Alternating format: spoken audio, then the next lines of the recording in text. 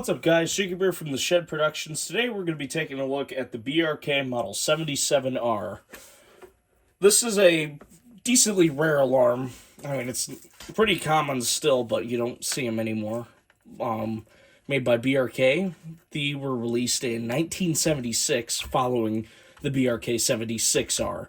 I do not have a picture, but I'll show up some catalog information of what the 77R would have looked like in magazines. Alright, so, of course, this one was the very first battery-powered smoke alarm that BRK offered that had 9-volt battery alkaline support.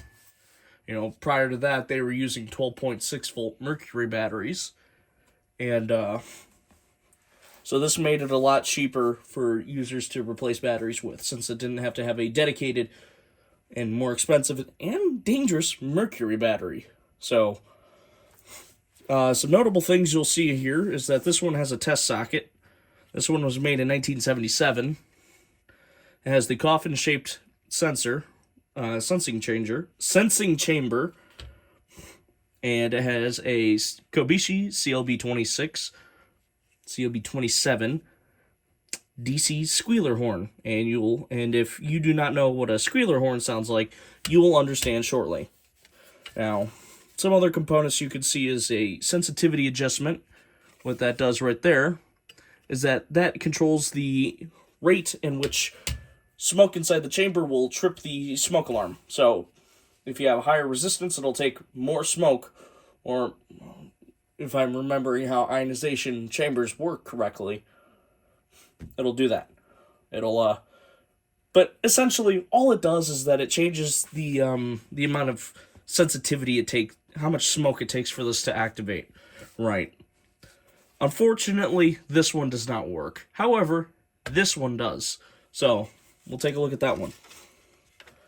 This one is just a little demonstration. So, if you look,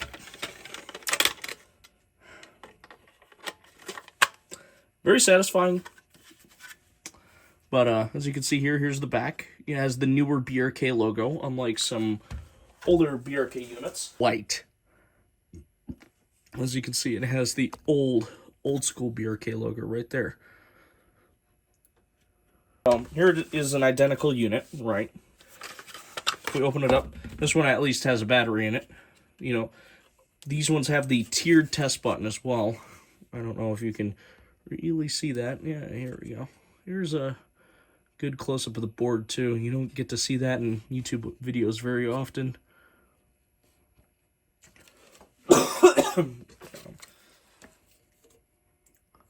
So yeah, some components, an IC controller right there.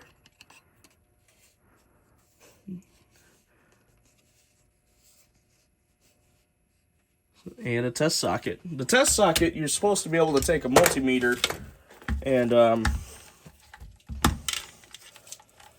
plug it into that to get diagnostics to see if things are working or not.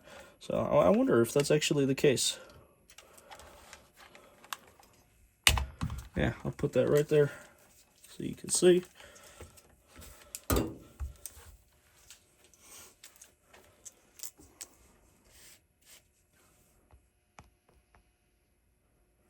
So you should be able to just take the socket,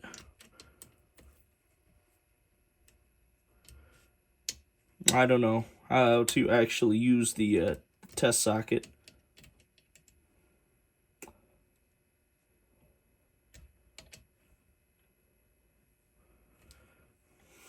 I should probably consult Frank on how to actually use the test socket, but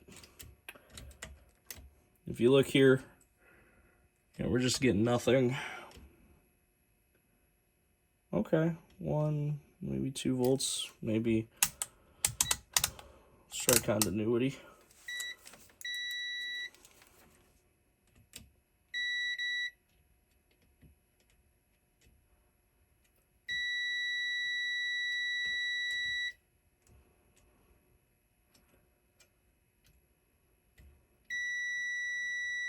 Okay.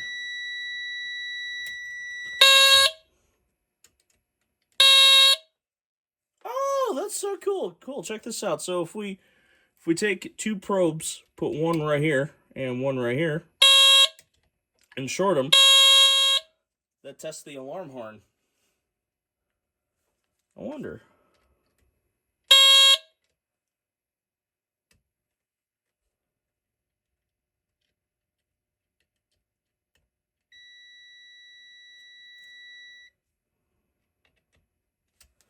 My question is that supposed to be like that? Are there supposed to be dead shorts?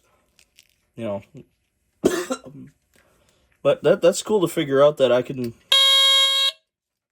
Anyways, that kind of spoils, you know, the test.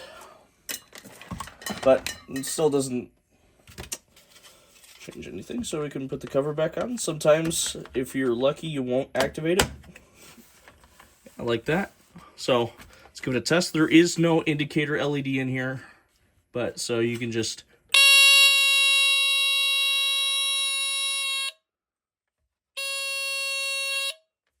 Right? So, if we grab smoke spray, we could actually test the functionality of the device.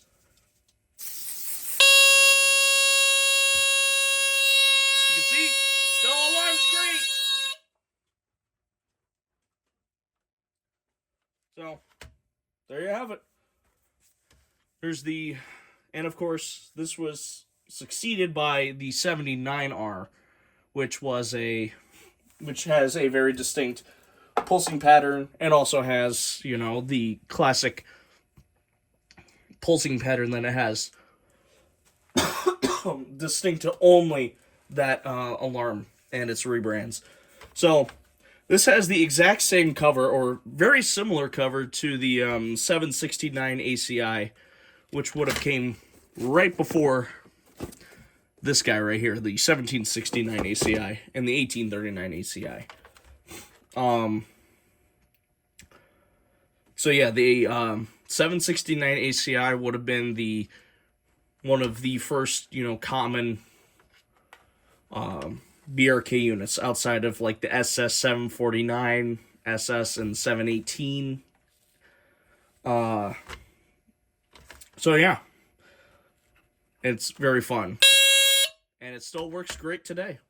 So that's gonna do it for today's video, guys. Goodbye.